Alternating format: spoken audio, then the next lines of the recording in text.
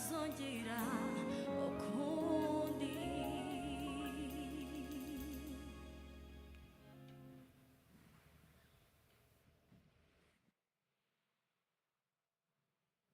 Abaririmbyi barakoze cyane. Nyakubahwa Perezida wa Repubulika, abari hano twese n'abadukurikiye hirya no hino, dutegereje ubutumwa mwatugeneye uyu munsi. Umwanya n'uwanyu.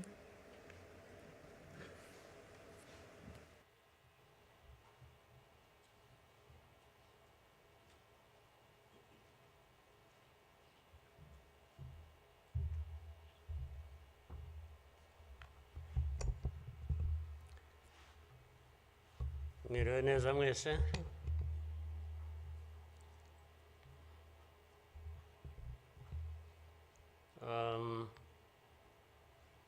Ngira ngo biroroshye wenda kugira aho mpera.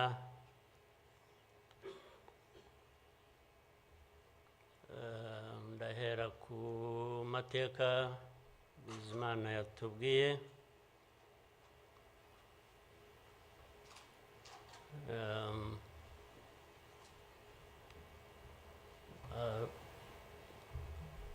Arambuye, afite ibimenyetso ashingiyeho. Ariko ndagira ngo mbanze nshimire mwese abari hano, mwaje kwifatanya n'igihugu n'Abanyarwanda,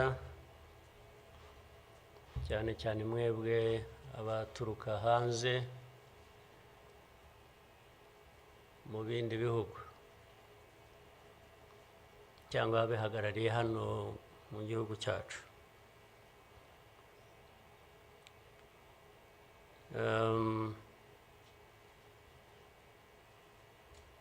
Ndabashimira kuko kenshi ko dusigaye tubibona ko bisigaye biri.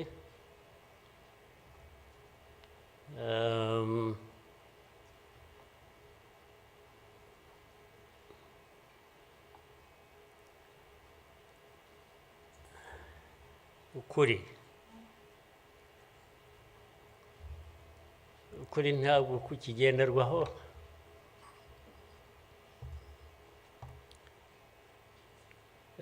Ni nacyo gituma, ariko reka mvugane, hari umuntu w'inshuti yanjye wigeze kumbaza ati ariko wowe nk'umuntu ubaho ute ugahuza bimwe, ndaza kubivuga mu rurimi rw'amahanga. Arambaza tubaho ute ugahuza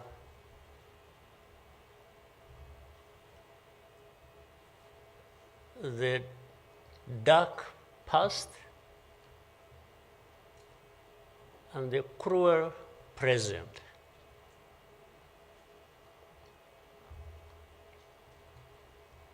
But how do you manage that?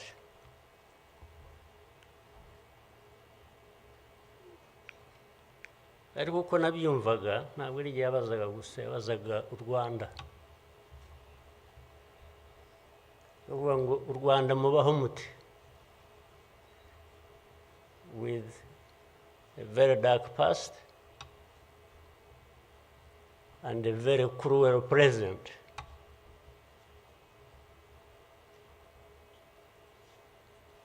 Icyo namushubije nuko from the beginning we were under an illusion that the two were siblings and we had to deal with them as such. you have to deal with the cruel present, knowing that it is very, very much related to the dark past. They are inseparable. So for us, we have a choice to make.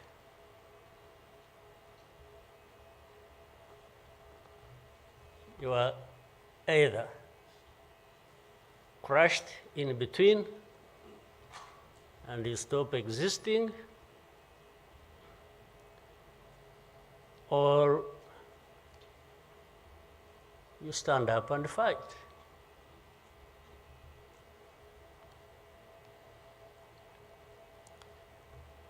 When people are saying in the testimony that you know, the hope they have, and that what happened here 30-something years ago will never happen again.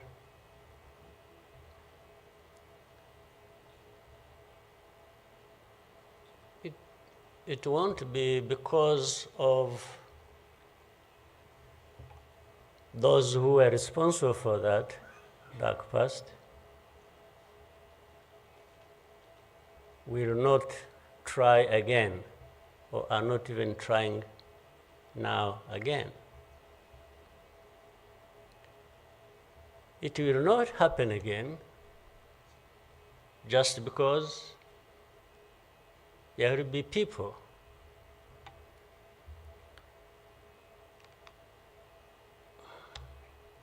who will stand up and fight.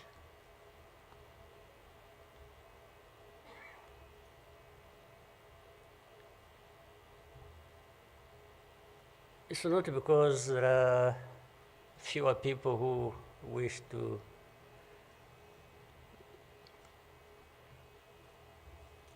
perish, or who would have wished us all to disappear, this country to disappear.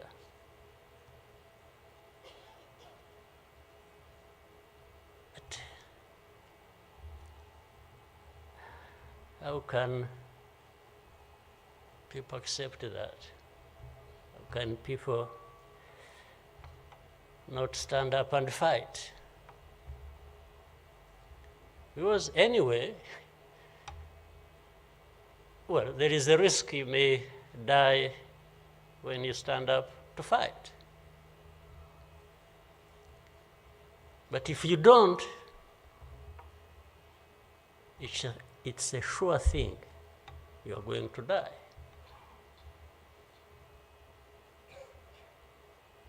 So why don't I try the former? Why don't I try to stand up and fight with the chance that you might survive and live on your life as you want it, instead of giving up and you let people treat you as if for you to live, it's a favor that they are going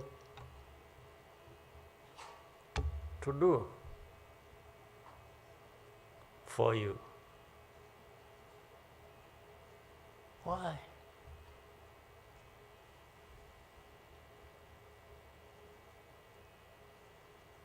I've also had people come to me and warn me and say, President,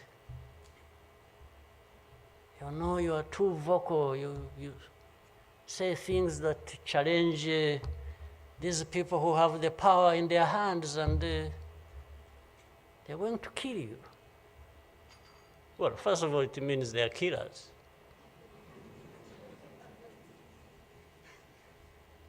But my answer to them is, you know what? if I were to be there to just accept these things to happen, I don't think I would count myself as living anyway. It's like I would already be dead. To live a life of lies, of pretense,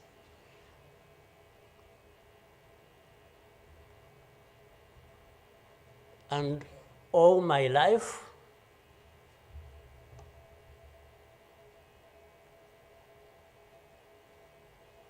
to somebody else, I would be dead anyway. So why don't I die fighting?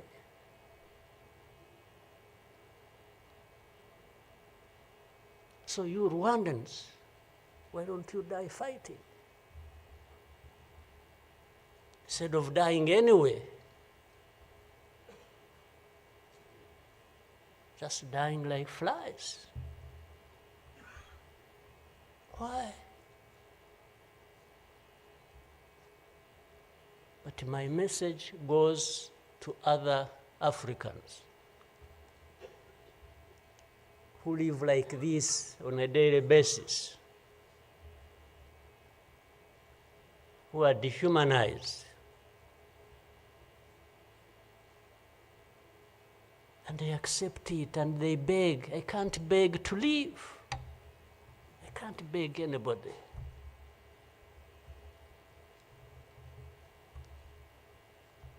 Who will fight?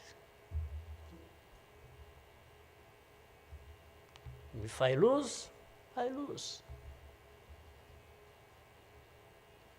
But there is a chance. There is a chance, a significant chance, that if you stand up and fight, you will live. And you will have lived a dignified life that you deserve, that anybody else deserves.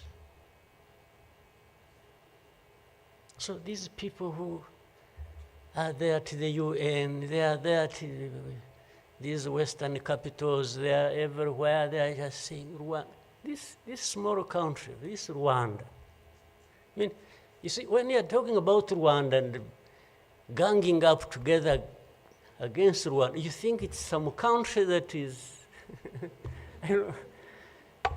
Then when I remember the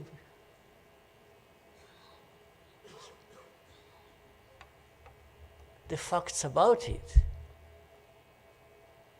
I just imagine the world has gone amok.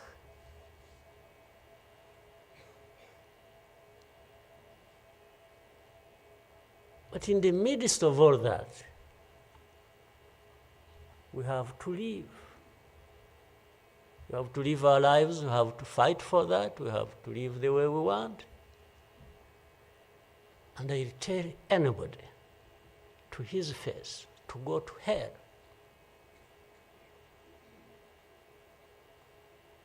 If anyone comes around and thinks they can, they come and say, hey, we're going to sanction you. To what? Go to hell. Just go to hell.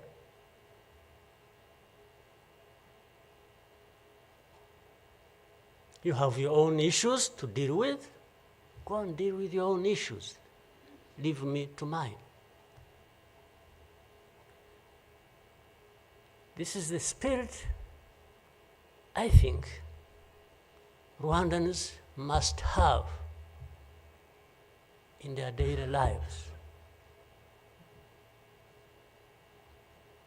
So my worry is not about how powerful these people are that come down upon us and throw anything at us. I'm never worried about that. I worry about one thing, which has lived on for centuries. It's for Rwandans. It's for Africans who sit back and find nothing wrong with accepting to be treated like that. That's my only worry. When can Rwandans, when can Africans refuse to be mistreated like this? To be told they have no value, to be told that their lives have to be lived as a result of a favor they are being done by somebody else. What a shame for people to accept that even for a moment. You must not accept it. You must get up and fight for yourself.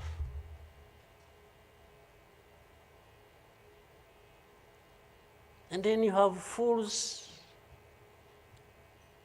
leading countries and being used as puppets.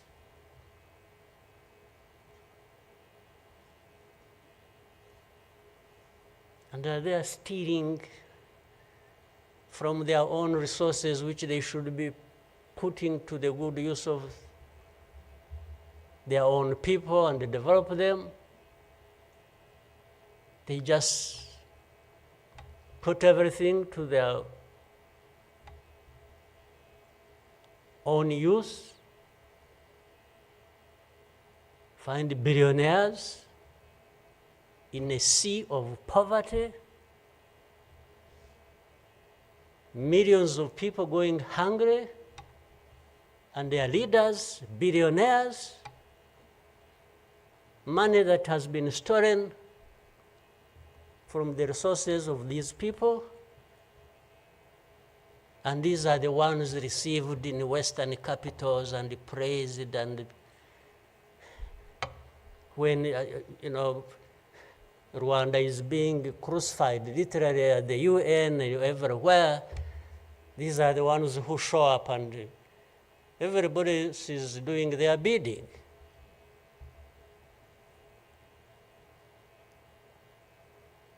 They don't talk. These ones don't even say a thing. There is somebody to say it for them.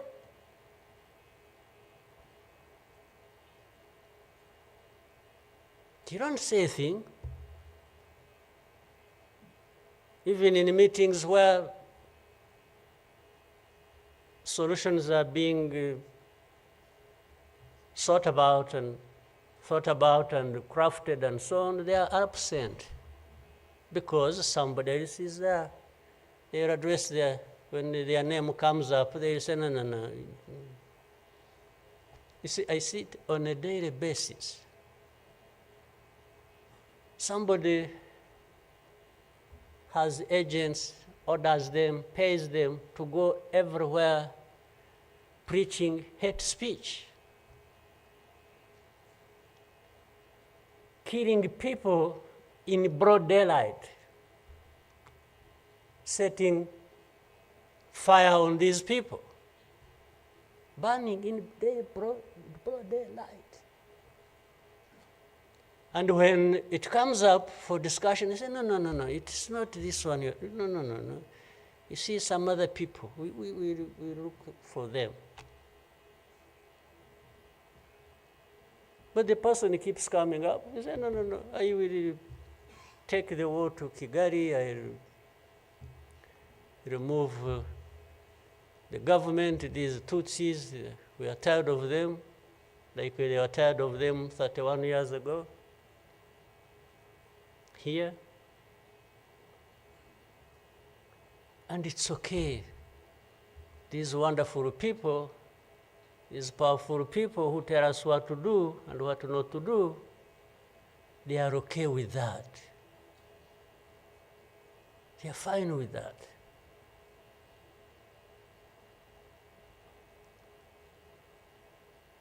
And they expect us to accept it also ourselves.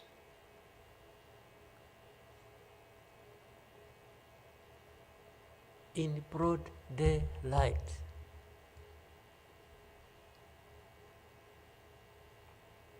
Hate speech, killings of people for their identity, uprooting them from their homes, and most of them are refugees here in this country.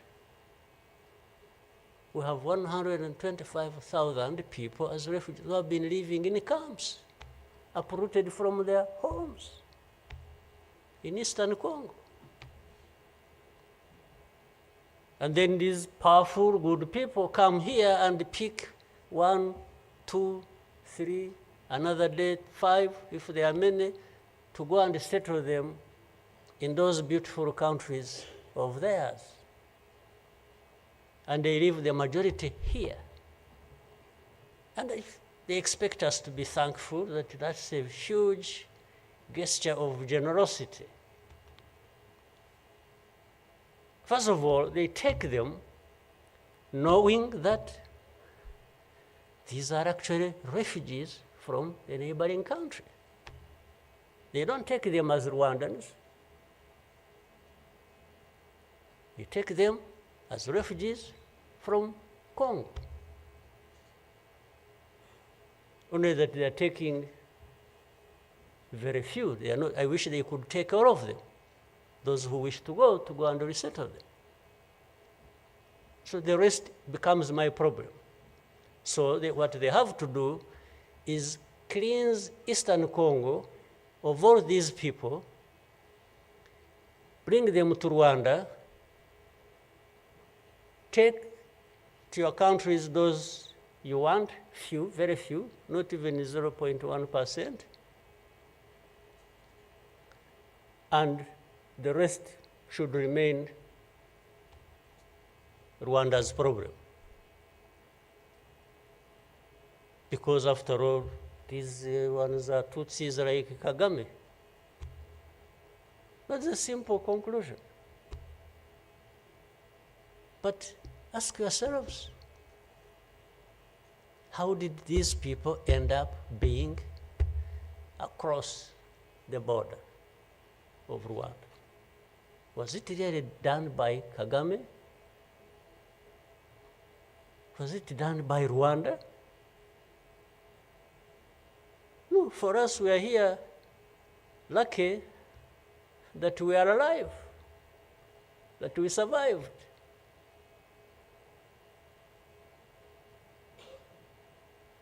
So,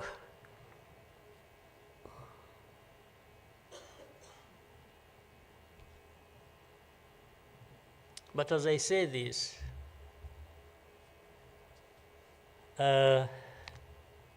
even for my sanity and the country's sanity, we have sometimes to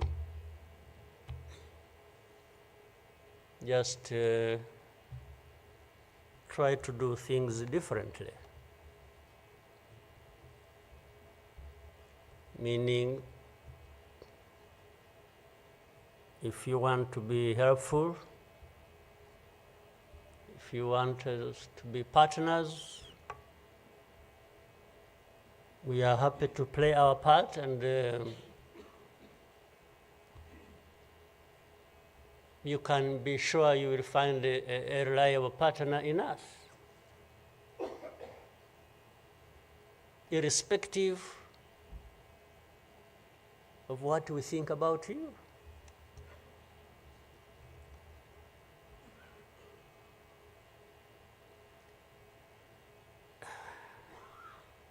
You know,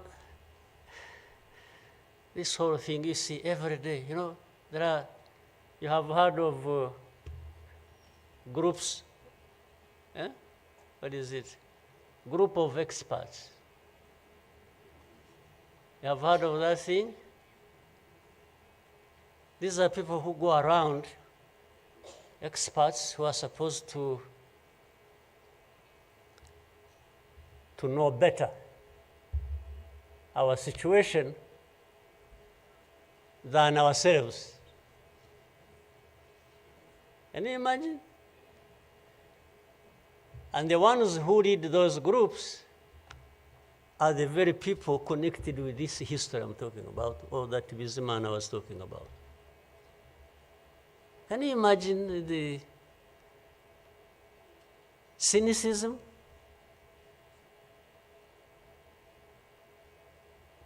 And this expert comes to me and asks me, but this. So the whole thing about genocide, this ideology that has killed millions of people, has been turned into a problem of minerals. It's okay. Let's imagine it's a problem of minerals now. Was it a problem of minerals in 1994? Which minerals were we fighting for here? Just imagine. Which minerals?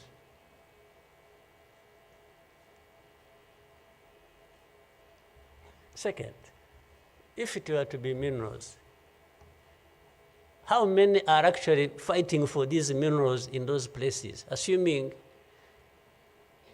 you found evidence about Rwanda being implicated in what's happening in Congo for minerals in Eastern Congo. Are you really saying it is just Rwanda? Why don't you be brave enough to say Rwanda is invading our territory we have created for ourselves and is encroaching on the minerals we are also encroaching on in Eastern Congo? Why don't you be brave enough to admit that? At least to say that.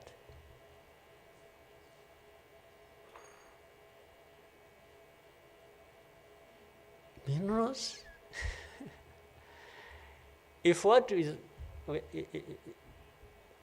the allegations, if these allegations were true,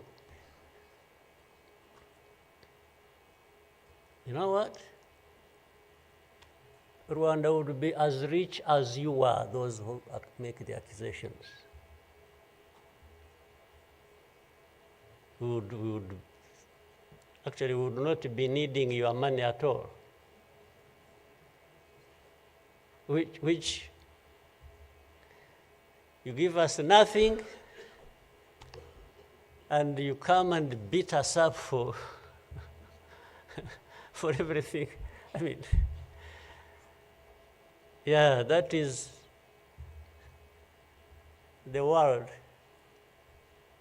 between the dark past and the cruel present.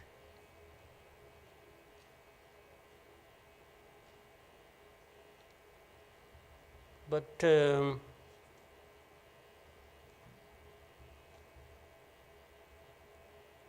what didn't kill us and finish us 21 years ago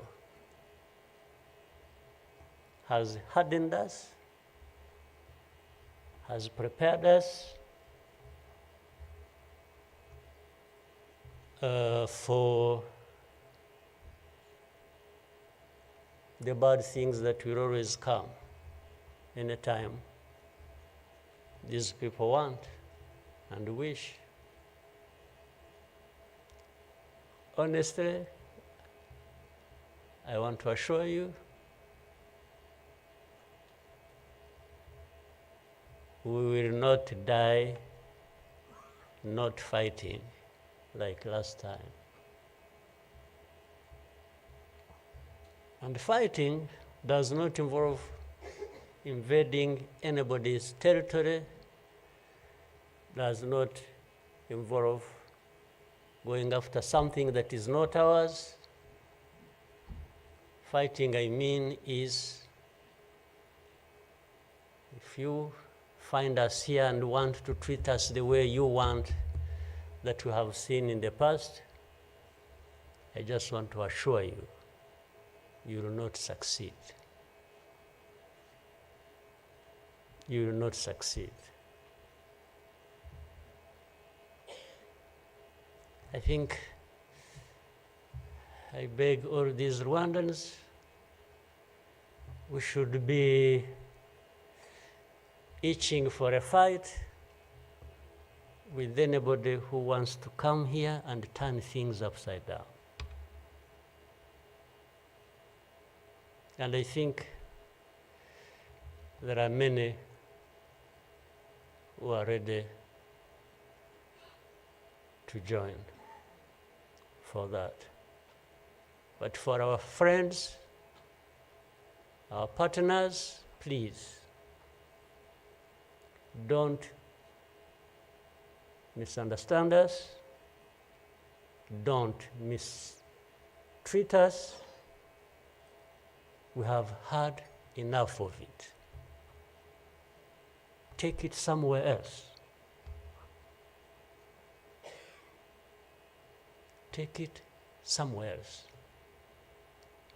You know, this Bizimana who was telling you this whole history, by the Bizimana, if you could compile that and distribute it to our friends and all of us. I actually want a copy of what you... But I think you should give our friends and others, they need to... Much as in the cruel present, facts don't matter, evidence doesn't matter, the truth doesn't matter. What matters is what pleases you on any day, and doesn't matter what facts about others. But and I was saying this because this man made another presentation another time that involved the same people he was talking about. And the next day, from embassies, people came to him, threatening him. Yeah. You know, they even, they are so foolishly brave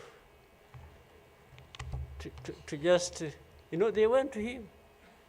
And I think another message went through Foreign Affairs. It's like this man who is saying this, and he was not saying it is not true, but he was saying no for daring to say it, even if it is the truth. Yes, they threatened him, and they even started threatening he will not get a visa to travel to some places, face to face, like that. Somebody from the embassy threatening our minister. Of course, I can't blame them that, given this history we have had, that from the embassy they even think they are above the minister. Yeah. He just come and say, you dare say this. He wasn't saying, this is contrary to the truth or evidence we have. Why did you present lies? No. He was just saying, whether lies or truth, you shouldn't have said it. That is the cruel present we live in, but we must confront it, and we will. We shall. No question about it. I've also told people that anyway, for us, we are in a sort of not bad position, because the worst has already happened to us. I don't think anything worse will happen, ever. So those who are scared, fearful of anything, I just want to console you in some way, if you may, that actually the worst has already passed. When we lost the people during that time, the young man was giving a testimony about. Do you think anything like that would ever happen again? I don't think so. So why would we be scared of anything? The worst. The hurricane came and we took cover and things, and it has passed. And we rebuilt. We rebuilt our strength of all kinds. I don't think there is any other hurricane that will come and sweep across the country, destroying everything. I don't think so. So, and this day always reminds us of some of the things that I ignored and the facts that remember the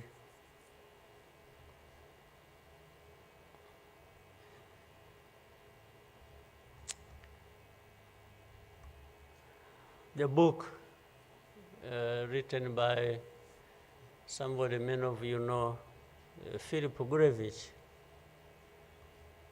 with a very long title. When he and this is a man who, well, at least I would have wished if they could think of such a man and put him in the group of experts, maybe they would benefit from. But you bring somebody just because she comes from a country that colonized Rwanda and that becomes the expert. I think that's not serious. But he said that the title of the book was, "We wish to inform you that tomorrow will be killed with our families." You know, who were they informing? And who was going to stop that? And who was going to come to their rescue? Nobody. It just happened as they said it. People kept telling the world, "We want to inform you that tomorrow we're going to be killed with all our families." And who cared? And the families were killed indeed, including the family of the young man who was testifying here. Well, including our families, those of us standing here who have been demonized every single day about our history. The history where there is a force that always has been attempting to turn victims into perpetrators. So these people who give testimonies and say what happened to them, they are actually now perpetrators. They are no longer victims. So the cynicism I was talking about of what happens in this world is that these very people who barely survived and who lost everything else and their families are now the victims, the perpetrators, no longer victims. That's what the world wants to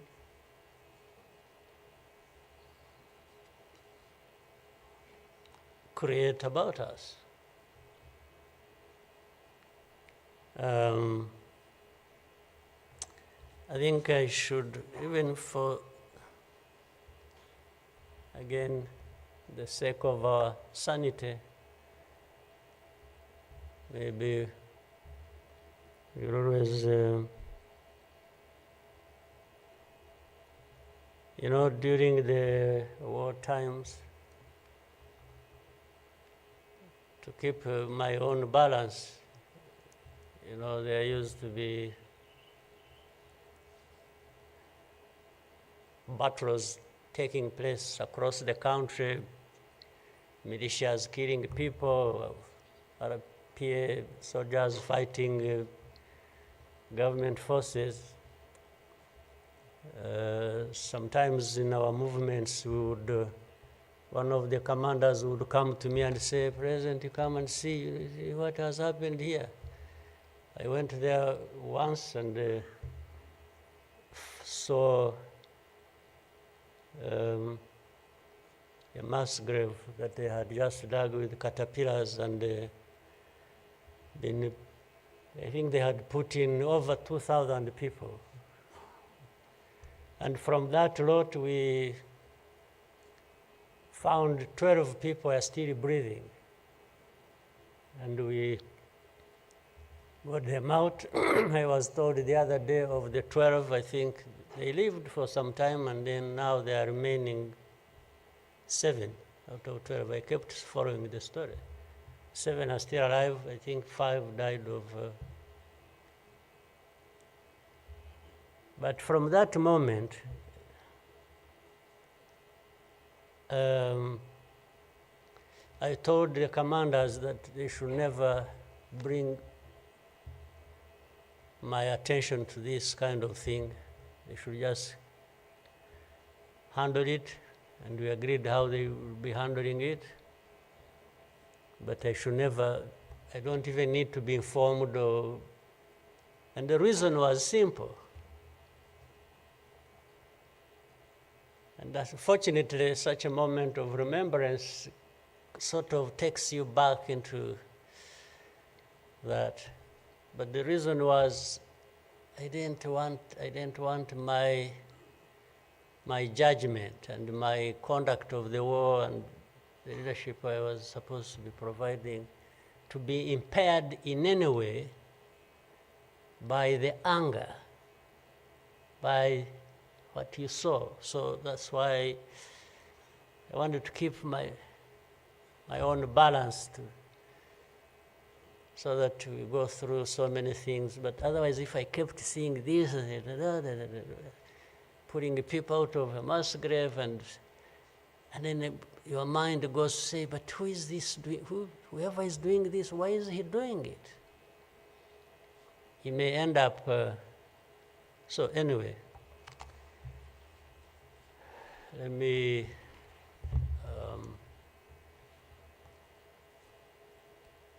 end here. There will always be another day, another year to commemorate our lost people.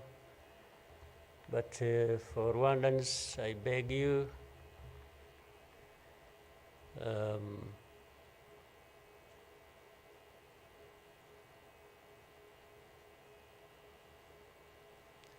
don't owe your life to anybody else. And please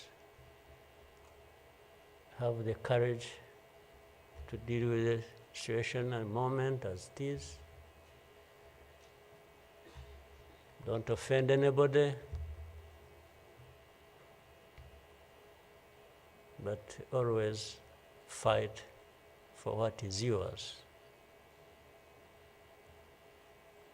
Don't allow anybody else to dictate to you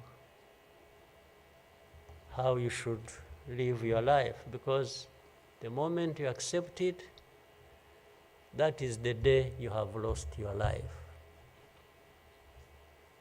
God bless you.